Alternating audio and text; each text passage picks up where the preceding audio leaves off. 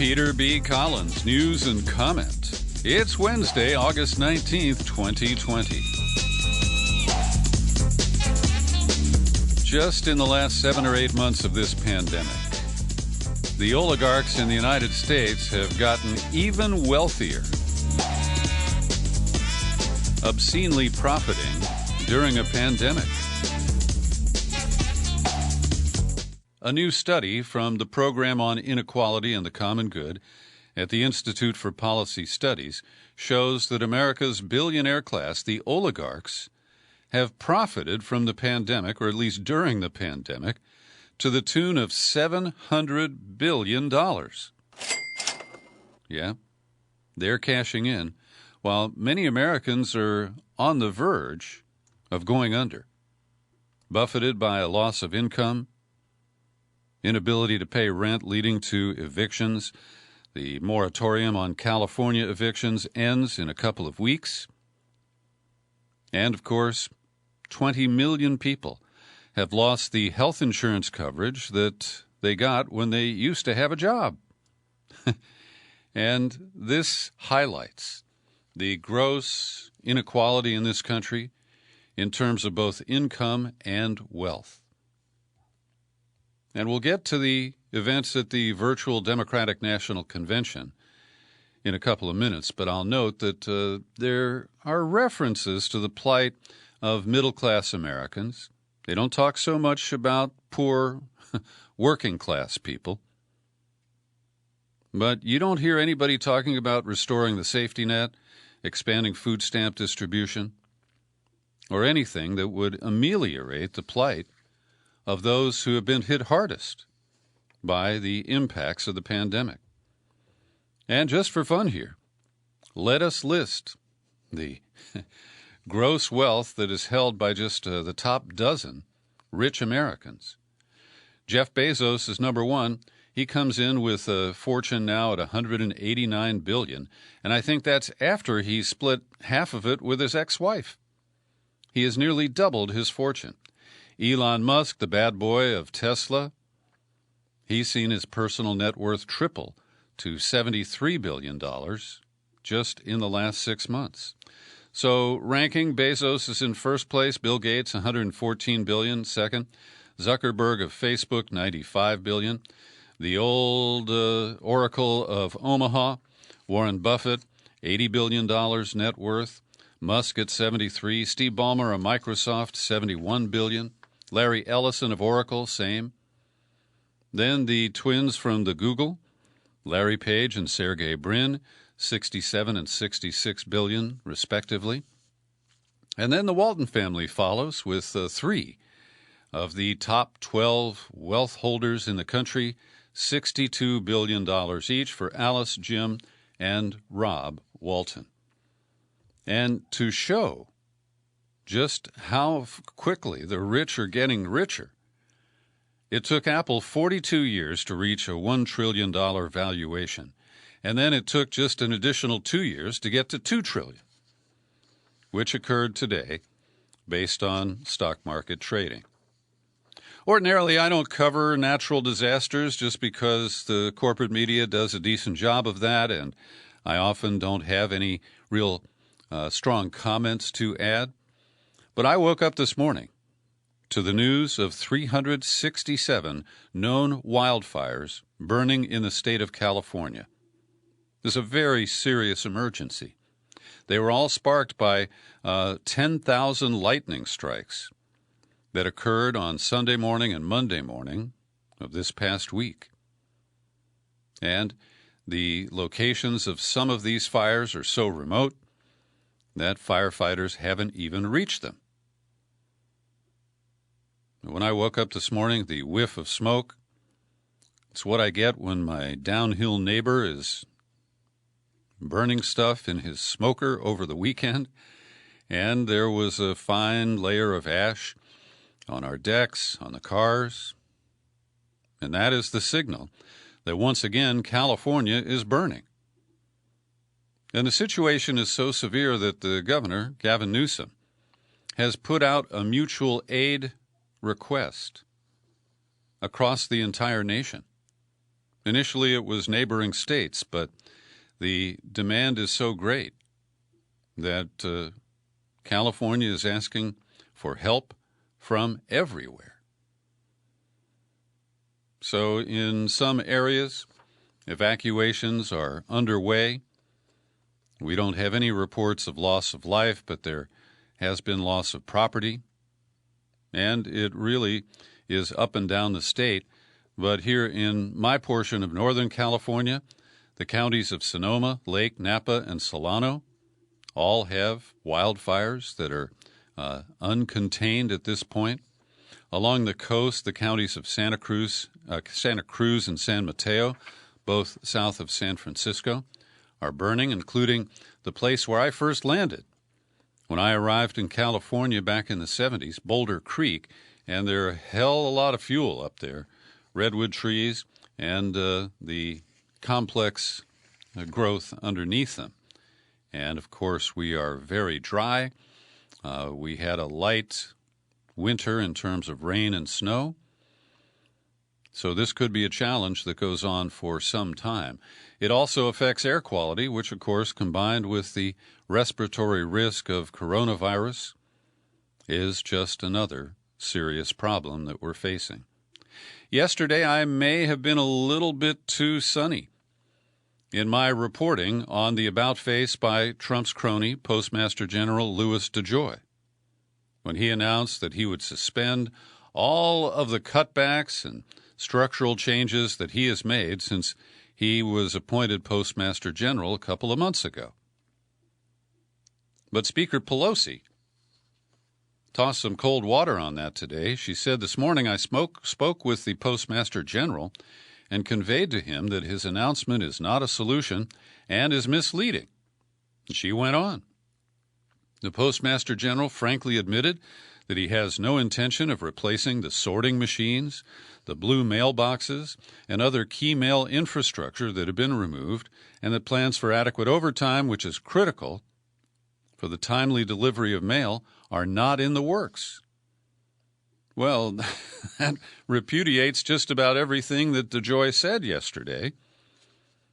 And I guess I shouldn't have given any credibility to a guy who works for and is loyal to Donald Trump. So Pelosi is planning to go ahead with the Saturday session in the House. And on Monday, DeJoy will appear before the House Oversight Committee. He's got an appointment on Friday to appear before the Senate Committee, I think, on Homeland Security. And we'll see if they can put enough pressure on him to actually carry out the commitments, or at least the statements that he made yesterday. And the Washington Post takes a look at the reported delays in delivery to date. And there are measurable delays, but they may not be as bad as some people think. So from July 1st through August 15th, when these new policies were going into effect, 31% of mail was considered delivered late, compared with 26.5% from January to June. So that means they're saying that the data show that there are chronic delays in the postal system, even before DeJoy started throwing monkey wrenches into the machinery. This year, 27% of tracked mail was considered late, compared to 23% over the same period last year. But we all have, I think, anecdotal examples of mail that we were expecting, whether it is prescription drugs. I've got some new eyeglasses that are in the mail somewhere, and it is hard to know if this is just normal delivery problems or if this is enhanced by the handiwork of Lou DeJoy. And yesterday, Pelosi was in San Francisco, standing outside a post office with protesters. This was one of 60 locations where these protests were staged all day yesterday across the country. And referring to Mr. DeJoy, Pelosi told the San Francisco Chronicle, "I don't frankly trust the Postmaster General. If he's sincere about it, it means that the bully has backed off," referring to his comments yesterday. But Later that day, she said that his action may be a temporary pause in operational changes, delaying the mail. She called it a necessary but insufficient step in ending the president's election sabotage campaign. But his walk back, which has since been further walked back, so we don't know where it stands, she said doesn't do enough to ensure voters will not be disenfranchised by the president this fall. So last night I watched the full 2 hours of the Democratic National Convention online, the so-called Ghost Convention. And I want to start with a couple of big-picture comments. One is that in the first 2 days, I consider the frame to be entirely backwards. The focus of this infomercial, and that's what conventions are, and the Republicans are going to do it next week, is, of course, to sell you on the presidential candidate, to tell you only good things about that person, to puff them up. So I'm kind of jaded. I've been personally to 2 conventions, the 1984 Mondale Convention held here in San Francisco and the 2008 Obama Convention held in Denver. And in both cases, you get really tired of the same slogans being used, like Build Back Better. I mean, really, guys. You couldn't come up with something better than that? And did it have to start with a B because Biden is the candidate? But what I consider as I watch, even though there are plenty of average people, I think that's a good thing to include their faces and their comments. But the comments are heavily sanitized. They only appear if they follow the DNC script. And everybody who appears who is, an official Democrat is sticking to a very carefully edited script. But I think the frame of it is backwards, because so far they are hard selling us on what we need to do for Joe Biden, which is we are supposed to have faith in him because he's such a nice guy. And by the way, I'll bet he is a nice guy. I've never met Joe. But I'm sure, an encounter in a coffee shop would be something that you would feel positively about. But they're asking what we, can do for him. And I'm kind of thinking of JFK's pivotal phrase at the 1960 convention, ask not what your country can do for you. Well, in this case, I say they're asking us to do things for Biden, and it should be the other way around. He should be telling American voters, Democrats, independents, and maybe some people who can be peeled away from the Trump bandwagon from last time, what he is going to do for them. And we hear the obvious problems articulated, but we don't hear much about solutions except broad and sweeping bromides. Joe's going to take care of it. You know Joe. Joe cares about little people. But what are his policies? And the other thing that really rubs me the wrong way, and this will offend some people, I'm sure, is that I see the cynical strategists running the Democratic National Convention shamelessly exploiting Joe Biden's personal tragedies. How many times have we heard that his first wife and young daughter died in a car crash just after Joe had been elected to the U.S. Senate? What was he, 29, 30 years old? It is truly sad. But I'm sorry. It is trotted out repeatedly as a reason that we've got to love Joe Biden. And I believe every American has this kind of tragedy. I have my own, and I'm not going to unload on you today, because I don't consider it relevant to my purpose here in talking to you in this podcast. And likewise, when they talk about Beau Biden, who was Joe's older son, he was the Attorney General of Delaware. That's how he met Kamala Harris, and there is some friendly connection that remains from that. And it's tragic what happened to Beau Biden.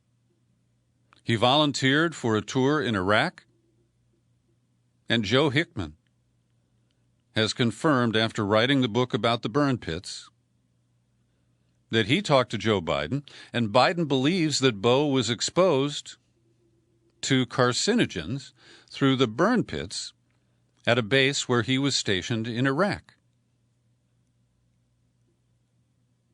And, of course, you can't expect anyone to put it in the proper context that Beau Biden died in the misadventure of the war and occupation of Iraq that was promoted by his father. Joe Biden was instrumental in the congressional authorization for use of military force, short of a declaration of war, that allowed George W. Bush to launch the shock and awe and send our glorious troops in to liberate Iraq from that dastardly Saddam Hussein. And when the convention trotted out Colin Powell, the guy who we know lied, and you can feel sorry for Powell. He was used, manipulated by the CIA, and he regrets it now. But he went to the United Nations on February 5th of 2003, and he presented false testimony, which was used to justify the invasion of Iraq without UN authorization. Then Chuck Hagel, a former Republican senator who served in the Obama cabinet as Pentagon chief, he's chiming in with, great comments about Joe Biden. And then it was the nostalgia for bipartisanship, as John McCain got more screen time than Alexandria Ocasio-Cortez.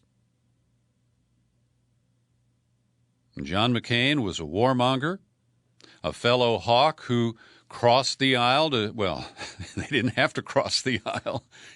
He joined Joe Biden in authorizing and funding repeatedly the war and occupation in Iraq. And I want to add something here that you'll probably not hear anywhere else. You may or may not know that the lead media and message consultant for Joe Biden is his sister, Valerie Biden Owens. And she has run Joe Biden's campaigns for years, 25, I believe, and she's earned quite a bit of money. I'm not saying it's illegitimate, but it's, it's a little bit on the edge, because she is the co-owner of a Washington, D.C. consulting firm, and her partner is a guy named Joe Slade White. And because I've operated as a political consultant myself in the media and message arena, I'm aware of Joe Slade White's work. It's very good. And I once saw his demo reel where they explain that the secret sauce in the media campaigns of Joe Slade White is what he calls the responsive chord. And so that's what the almost soap opera quality of the exploitation of Joe Biden's personal tragedies conjures up in my mind. They are manipulating us emotionally. It is the responsive chord to put the heartbreak and the personal loss of Joe Biden on everybody's TV screen. And we're supposed to forget about his advocacy for the crack cocaine law that separated families. I feel for Joe for his loss, both of his early loss with his wife and daughter and his more recent loss of his son. I don't deny him that at all.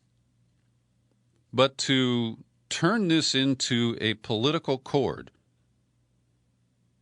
that is used to, not quite Pavlovian, but to generate a response of that sort and to get you to look the other way on the harm that his policies have caused other people and their families. There are still people locked away in American prisons behind Joe Biden's tough-on-crime legislation. And Clarence Thomas is still on the U.S. Supreme Court. And we've barely extricated ourselves from Iraq, and we still are mired in Afghanistan.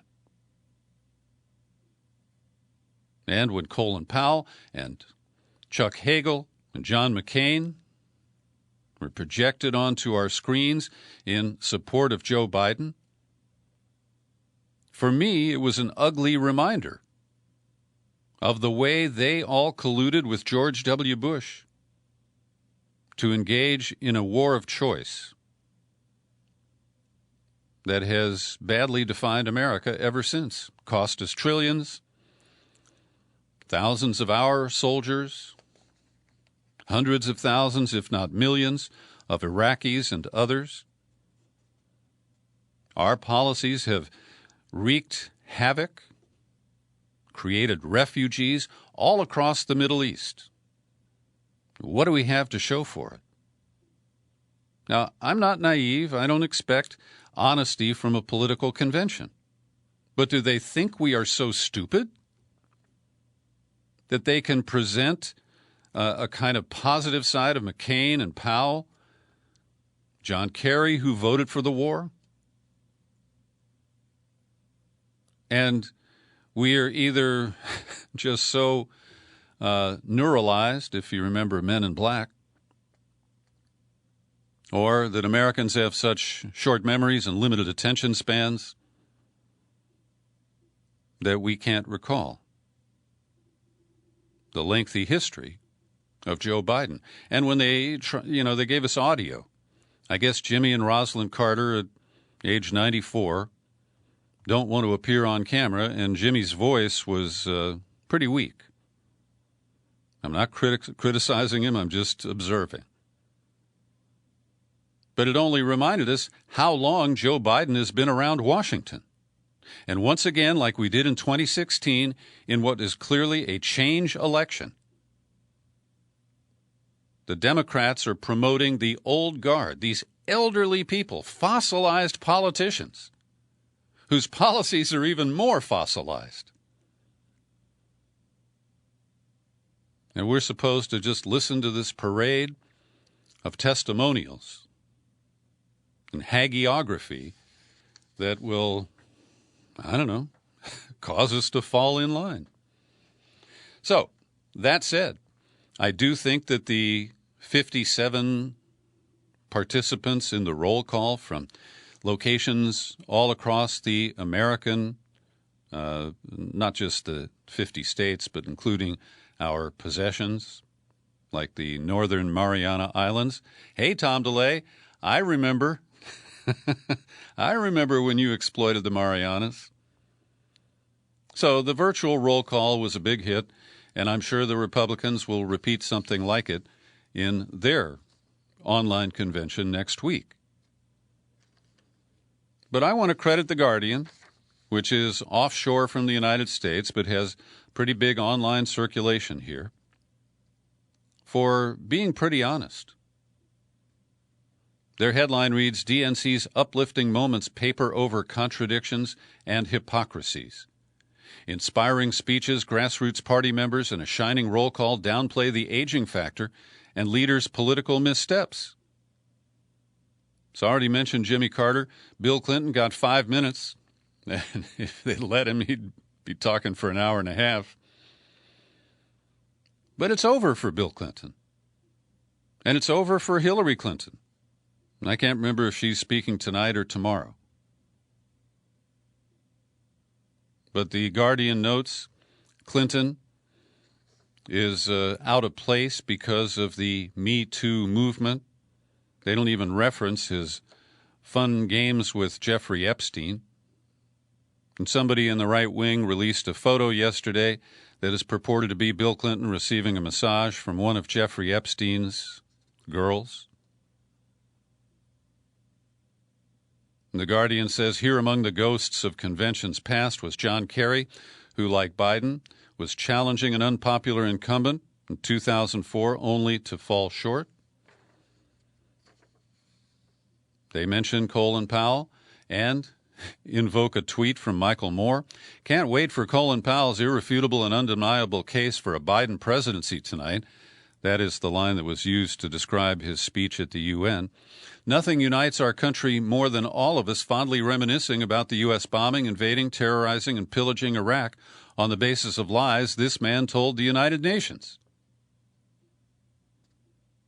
And the one that was hard for me to take was Adi Barkan.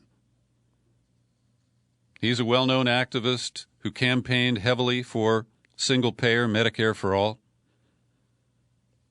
His health is declining due to ALS, and he no longer can speak. A computer brings us his thoughts. And to see him compromised, getting on board with, well, Joe's going to improve Obamacare, and we know that's not really what Adi Barkan stands for. And this is what conventions do. This is what party loyalties do. And those are reasons why I'm not a Democrat. And if you got to see it, one of the rising lefty stars of the Democratic Party, Congresswoman Alexandria Ocasio-Cortez, was given just over a minute, and she had a tightly restricted role. Her role was to second the nomination of Bernie Sanders, who, of course, we knew, bailed out too early and did not have the delegate counts. It was just a formality. It was just trying to show the deep competition inside the Democratic Party. And, of course, it's an attempt to mollify Sanders' voters and get them to put aside their aspirations for real change and support this centrist ticket that promises to do just a little of this and a little about that. But what was really insulting was that AOC was attacked in a tweet that came from NBC News. Quote, in one of the shortest speeches of the DNC, AOC did not endorse Joe Biden. Then they quote her, I hereby second the nomination of Senator Bernard Sanders of Vermont for President of the United States of America. That was the script she had to deliver.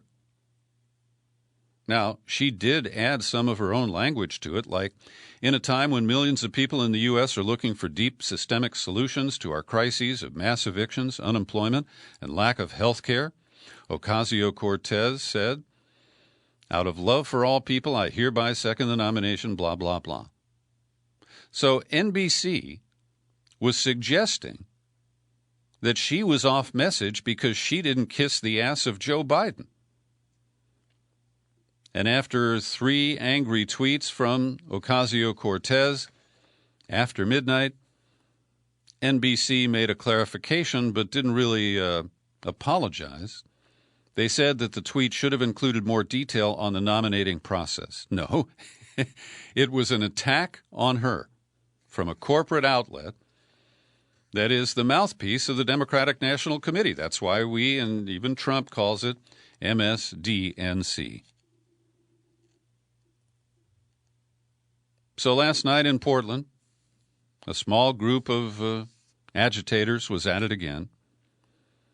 They broke out the windows of the Multnomah County building and damaged the Office of Community Involvement, which is hardly a target for people who want to protest police misconduct and defund it or change it.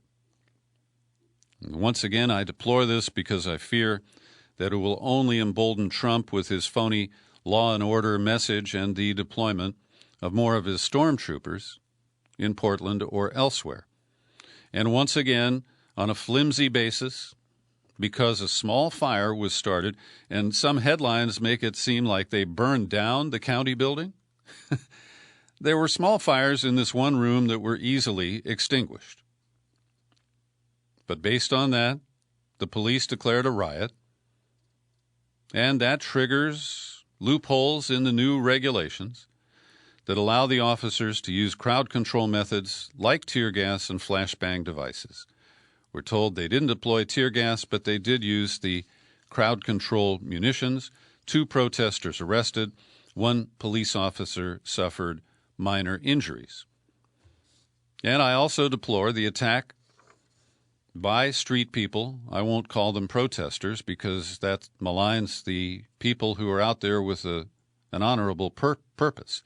But on Sunday night, as we reported Monday, a pickup truck was followed by protesters, and when the driver smashed into a light pole, they pulled him out of the truck, a group of them.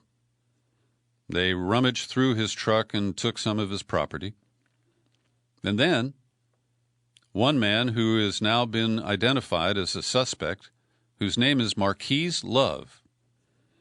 Well, he wasn't honoring his surname because he is the one accused of running up to the truck driver, whose name is Adam Hayner, and kicking him in the head, knocking him out. So they haven't found Marquise Love. I guess they're looking for love in all the wrong places. Sorry about that. But I am glad to report that the driver, Adam Hayner, has been released from the hospital and is recovering. Meanwhile, I have a pleasant surprise for us from what our listener Rex in the middle of Indiana calls a blue dot in a sea of red. And this blue dot is Austin, Texas, the state capital, a home of the blues, a great party town. And the council there, in my view, sets a model for police reform. Call it defunding, call it redeployment of resources. The 10-member council has voted unanimously to cut, decouple, and redistribute about $150 million of the Austin Police Department's $434 million annual budget. So the first cuts, totaling about $21 million, include canceling cadet classes until the academy can be revamped. Vacant positions have been cut, overtime curtailed, contracts for office supplies. Maybe they can cut the donut budget. Oh, and funding for automatic license plate readers. I'm glad to see those go. The second pot of money, about $80 million, is the decoupling fund, primarily civilian-led endeavors like the Austin Crime Lab, which is so ineffective and mired in scandal that it's been closed for several years. The Victim Services Branch and the 911 call center will be removed from police control. Also, investigations into police misconduct will be handled by a unit outside the department. The third section of the money, about $50 million, is being put into a reimagined safety fund with the goal of removing duties like traffic enforcement and response to mental health crises from the armed police. So this, to me, is a really good formula for significant changes that still keep the fundamental public safety duties of police intact. But by eliminating police doing traffic stops, that's a big place where racial discrimination surfaces and unarmed black men are killed by rogue officers. But as you might suspect, the Republican majority that runs the state of Texas from the capital of Austin, they're not happy about this. Governor Greg Abbott is pledging to deploy the Texas State Troopers to protect the city.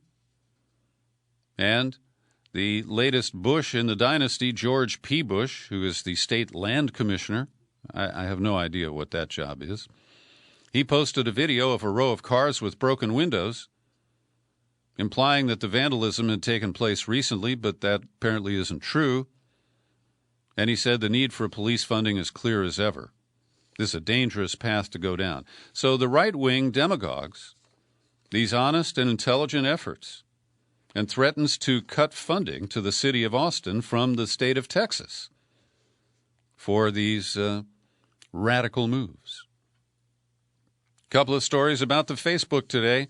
They have taken down or restricted more than 10,000 groups, pages, and Instagram accounts associated with QAnon, U.S.-based militia groups, and organizations that promote violent acts at protests. The moves are the result of a shift in the company's policy toward movements with links to violence. Facebook will still allow people to post content that supports these movements, but will restrict their ability to organize on the platform. And the move against QAnon comes a month after Twitter cracked down on content and accounts dedicated to that amorphous group. And what this shows is that these groups who appear to consistently violate the policies of these social media platforms have been allowed to operate, if not proliferate, while we have seen the expression of legitimate, independent voices, independent media, see their circulation dialed back by the algorithms, if not outright blocked. And so the arbitrary nature of these limits on speech continue to concern me. And likewise, here's a story that appears to be legitimate exercise of control by Facebook, trying to reduce the circulation of real misinformation about the coronavirus. And I want to just say that this can be a really slippery slope, because one person's fake information about coronavirus could be merely the expression of an unapproved, independent thought. And as you know, I am open to arguments that hydroxychloroquine may be a reasonable treatment for COVID-19, and there is some evidence to support that. That flies in the face of the official edicts that it's ineffective and has risky side effects. And I believe that that discussion should be unfettered, and that people with either point of view should be permitted to express it. But Facebook found the global networks of 82 sites spreading health misinformation over at least 5 countries had generated 3.8 billion views on Facebook over the past year. One article falsely claimed that the American Medical Association was encouraging doctors and hospitals to overestimate deaths from COVID-19. Now again, depending on how that is presented, if people express opinions about the way the data is being collected on COVID-19, I think they should be free to do so. But if they are claiming something that's flatly untrue about the AMA, then I can understand restricting or removing that. Now, in one case, there is a suggestion posted in India that drinking pure alcohol could kill the virus. That has been linked to 800 deaths, as well as 60 people going blind after drinking methanol, which was proposed as a cure. In India, 12 people, including 5 children, became sick after drinking liquor made from the toxic seed datura as a cure for coronavirus disease. The victims reportedly watched a video on social media that datura seeds give immunity against COVID-19. Then there was a case in South Korea where a church used a spray bottle to spray salt water into the mouths of parishioners or worshipers at this church. More than 100 followers were infected as a result. So I don't agree with every instance of the filtering or downright censorship that Facebook is imposing, but I do understand the difficulties they face in trying to police a couple of billion users and billions of posts on a daily or maybe weekly basis. I want to commend Ben Norton and the crew at the Gray Zone Project. Once again, their investigative report exposes a government-funded outfit that has been attacking the reporting at the gray zone. This media outlet is called Coda Story. They have launched a smear campaign against American journalists who challenge new Cold War propaganda. Launched in 2016, Coda Story markets itself as a brave counterweight to Chinese and Russian state-backed disinformation. And Norton notes this is ironic because the website itself is financed by the regime change arms of the U.S. government and the European Union, even though they deny it. So, Coda Story's writers attacked the gray zone for recently covering propaganda against China that's coming from Western governments. And Norton writes, the Coda Story hit piece did not dispute a single fact in the gray zone's thoroughly documented reporting. Instead, the diatribe relied on superficial insinuations, misleading guilt by association tactics, implying that the gray zone is fringe and untrustworthy. And the author of the story in question is Bethany Allen Ebrahimian. She also cited the U.S. government-funded Alliance for Securing Democracy, an intelligence agency, as State Department cutout to defame the gray zone and try to link it to the Chinese government. And what Norton is very persuasive in presenting is that the NED is a CIA cutout established by the Reagan administration, which has become more visible over the years. The National Endowment for Democracy's blog celebrated when Coda Story won the European Press Prize for its anti-China content. So Coda Network in 2019 received $180,000 from the National Endowment for Democracy, which cavilled or reveled in an award that was given to a grantee, as it describes it, the European Press Prize. And in addition to U.S. money, Norton says that the Coda Story site receives funding from the European Endowment for Democracy, which is a fund operated by 23 European governments. So it's a fascinating story. It's great journalism, and I commend Max Blumenthal and Ben Norton at the Gray Zone Project. So, I'm a pretty hardliner about the Fourth Amendment. And even in a case of Bob Kraft, the Trump crony, that didn't work, the Trump crony, who's also the owner of the New England Patriots, he got busted for a couple of visits to one of those massage parlors that can deliver a happy ending.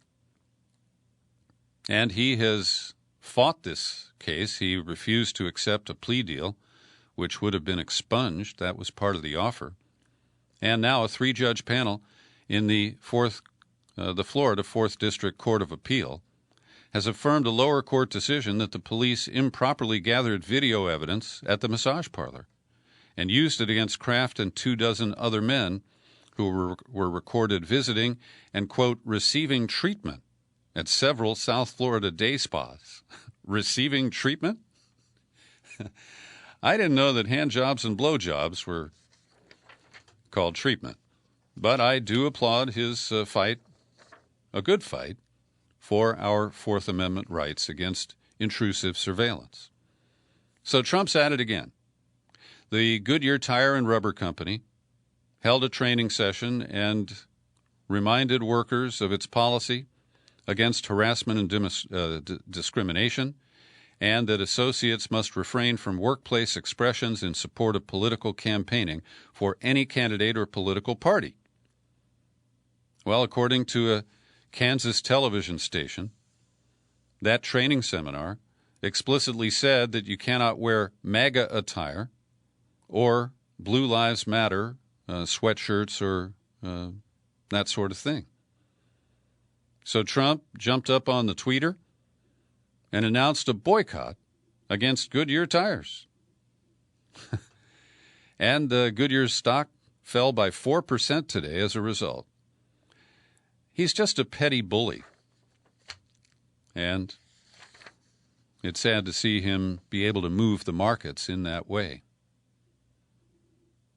So while both houses of Congress are on recess for the conventions, and because it's August and it's a campaign year, some Republicans are trying to conjure up a new relief package. They want to keep the extra unemployment benefits at half of the original $600 figure. They've completely dropped the $1,200 one-time payment to low and middle-income Americans. They're including $105 billion for schools, but zero for state and local governments. And so Pelosi has said that this is going nowhere, but a group of House lawmakers have signed on to a letter to Pelosi asking for a second vote this Saturday that would revive the full $600 a week federal benefit as a separate bill. And this may be appealing, but because the Senate is in session, it wouldn't be picked up and acted on anytime soon.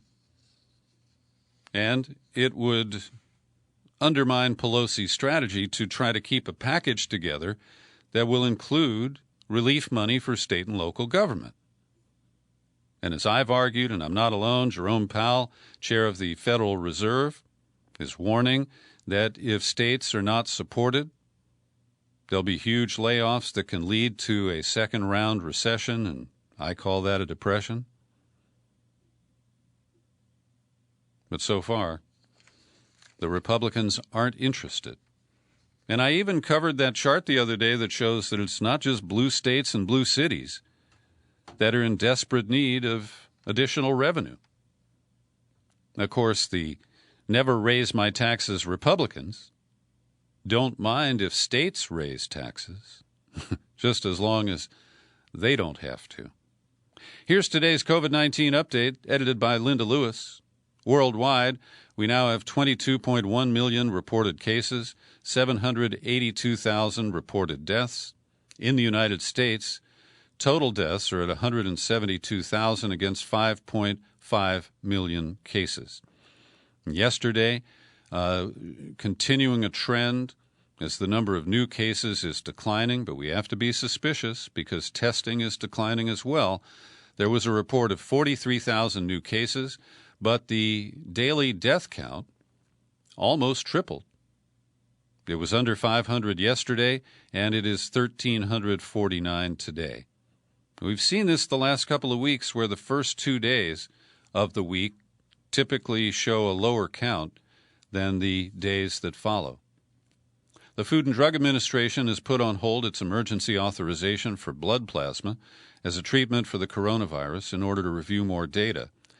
So Anthony Fauci, Dr. Francis Collins at the National Institutes of Health, and Clifford Lane, Clinical Director of the National Institute of Allergy and Infectious Diseases, urge fellow experts to hold off, citing emerging data from the country's largest plasma study at the Mayo Clinic.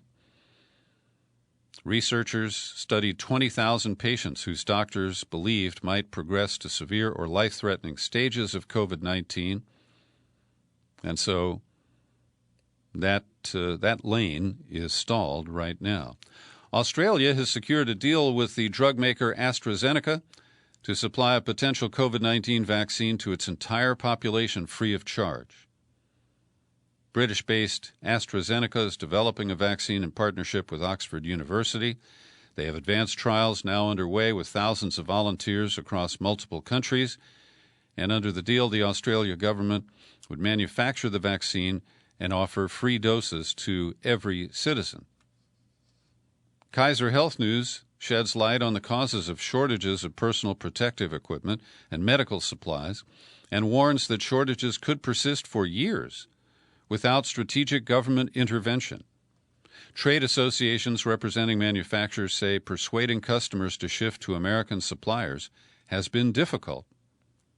And in a quote from Kim Glass, CEO of the National Council of Textile Organizations, I also have industry that's working only at 10 to 20% capacity, who can make PPE in our own backyard but have no orders. Manufacturers in her group have made hundreds of millions of products, but without long-term government contracts, many are apprehensive about investing in the equipment needed to scale up the business and eventually lower prices. So this is a serious problem. We know about the crunch in the supply chain starting in March, and that we even shipped some PPE out of the country during a critical time when hospitals and clinics were scrambling to find it. So distributors are being called upon not just by their traditional customers, hospitals and long-term care homes, but by nearly every segment of society. First responders, schools, clinics, even food businesses are all buying medical equipment now. Federal government efforts to address the supply chain have foundered. FEMA, in charge of the COVID-19 response, told congressional interviewers in June it had no involvement in distributing PPE to hotspots. This is part of the whole stand down by Trump at the federal level, really leaving states to compete on the open market for these supplies and pretty much operate on their own. Linda recommends information here at a website. We'll put up the link in the show file.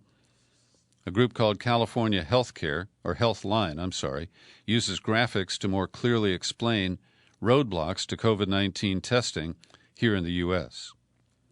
A joint investigation by the Associated Press and Kaiser Health News looked into the reasons that many communities with big outbreaks have spent little of the federal money coming out of the CARES Act, which was passed at the 1st of April.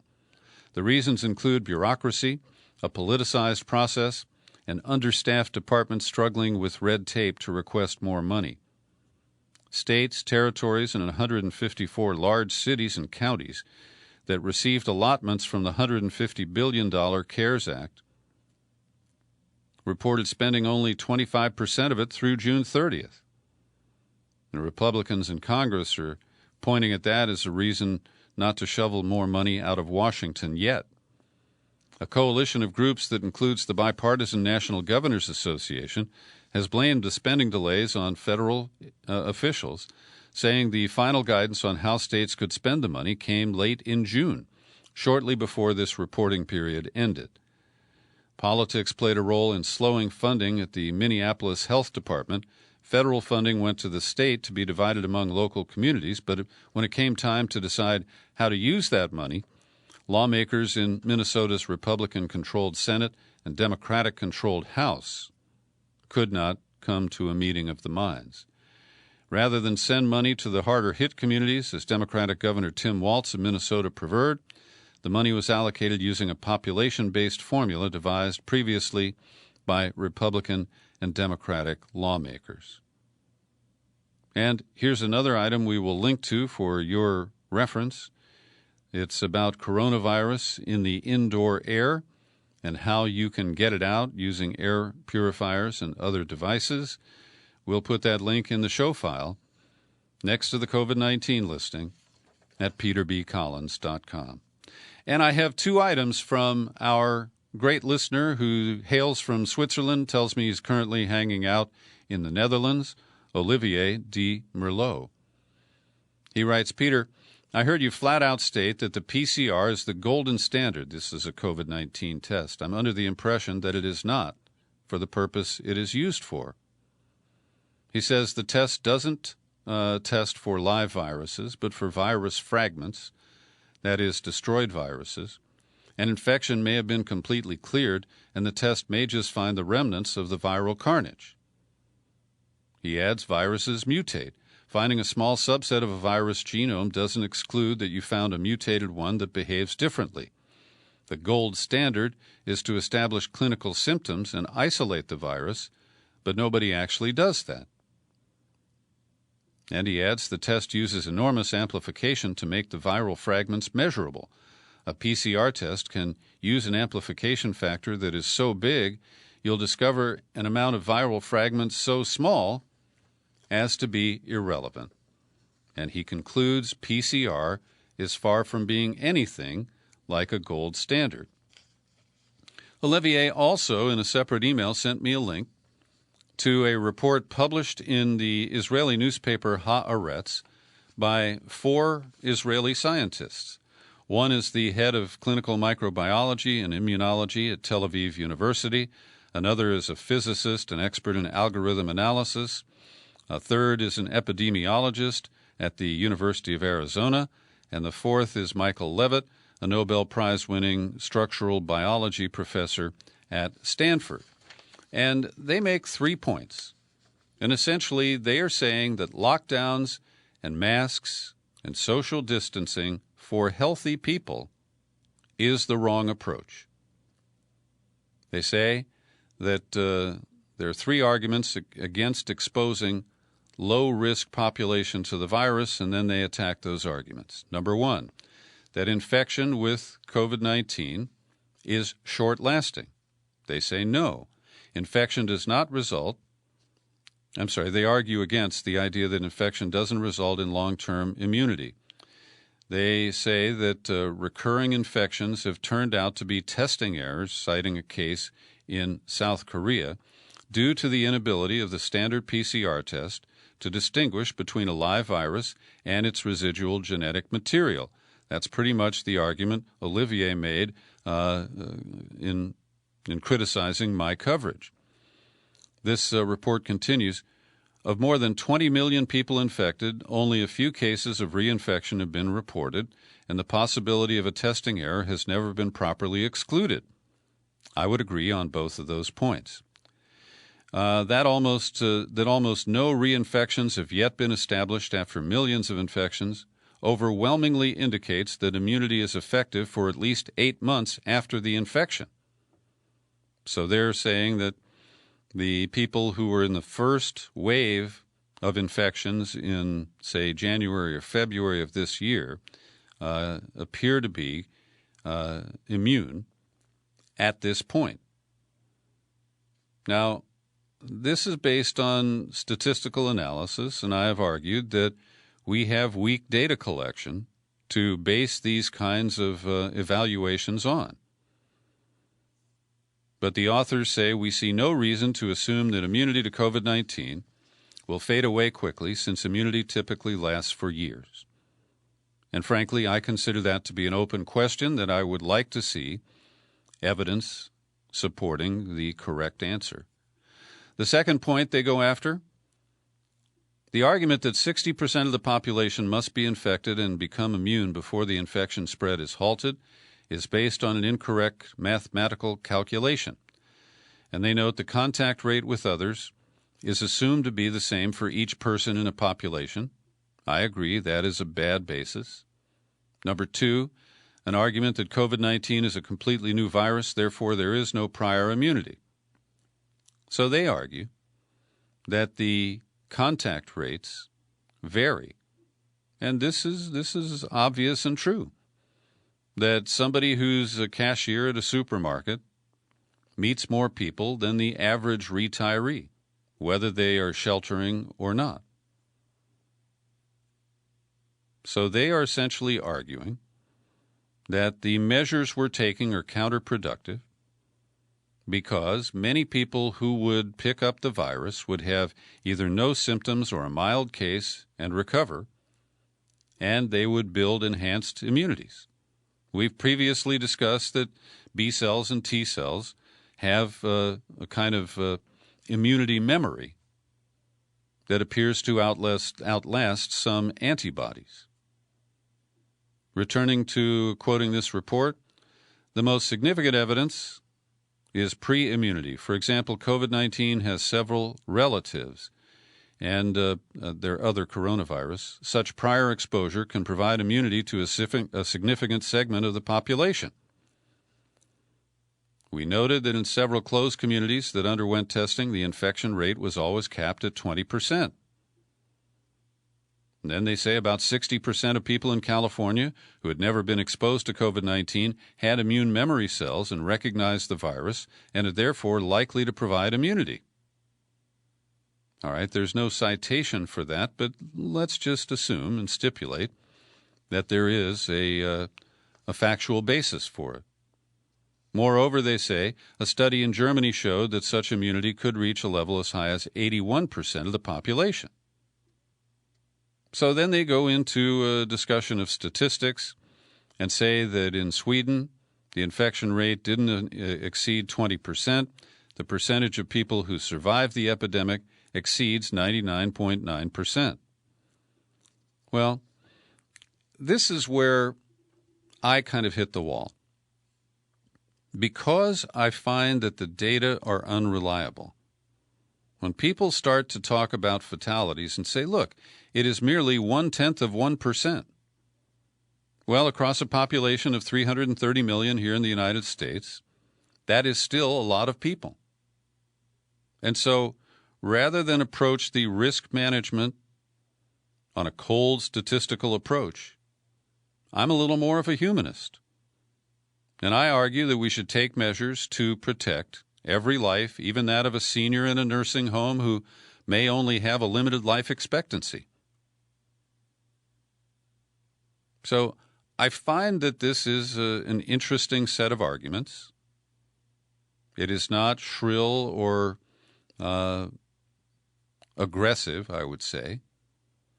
And if I'm able to, I'm going to post a copy of this report so that you can read it for yourselves. The final point they make is that lockdowns and restrictions may only slow down the spread, but they don't lower the total number of infections. They do understand about the risk of overwhelming hospitals, but I have to be honest that except in New York and a few other places, Arizona, Alabama, and Texas, we have not seen medical facilities overtaxed. That's one of the areas that was miscalculated in the original projections. So I do understand the arguments. For me, the problem, as I said, is that I think our goal has to be to protect every life. And at what point do we decide that people are expendable or that a certain percentage of people just have to die in order for this coronavirus to find its way to the bottom? And I struggle. Olivier, thank you for sending this information. And finally today, you may not have heard about it because the U.S. media has barely reported, but for almost 10 days now, Israel has been once again pounding the Gaza Strip, cutting off electricity. It's down to about 4 hours a day. And this is in retaliation for balloons that have been launched across the border with Israel, some of which have incendiary devices. Not a single person has been killed, but in its pattern of disproportionate response, Israel has been pounding the Gaza Strip for 9 or 10 days now, and I credit Mint Press News for bringing it to my attention first. The Israeli army, as we've said, has been conducting these raids, and Caitlin Johnstone is painfully aware of it. And she notes that on Monday, the U.S. ordered an airstrike on Syrian forces, killing one, when they refused to let Americans who are illegally occupying northern Syria past a checkpoint. And she has a strong denunciation of American empire and the impact of bombings. And that when bombs are used by so-called terrorists against civilian populations, that's big news. But when bombs are used against captive populations, against those who are seen as, not aligned with American interests, we don't hear much about it, and people don't seem to care very much. And in an unusual, remarkable decision from Israel's Supreme Court, they've issued a decision blocking the military from demolishing the family home of a Palestinian man accused of killing an Israeli soldier. Now, the Palestinian, who has admitted, his name is Abu Bakr, that there was a group of Israeli troops entering his town, and he dropped a concrete block from a third-story rooftop, which hit an Israeli soldier and caused his death. And Abu Bakr says, well, I didn't murder anybody on purpose. I really didn't mean to kill him. But it's been the pattern in Israel to move in and destroy the homes and displace not only this man who is a suspect of obvious criminal behavior. It could be construed as self-defense now that I think of it. But this is a break of, I think, important dimensions. And I've interviewed Jeff Halper 3 times. I did a quick check of the search window at peterbcollins.com. You can find that yourselves. He's the co-founder of the Israeli Coalition Against Home Demolition. And this is a rare victory for the work that Jeff and his colleagues have been laboring for many years. Thanks for listening to my daily news and comment podcast. You can share it all over the place. You'll find it on YouTube, and I'm Peter B. Happy trails to you until we meet again. Happy trails to you. Keep smiling.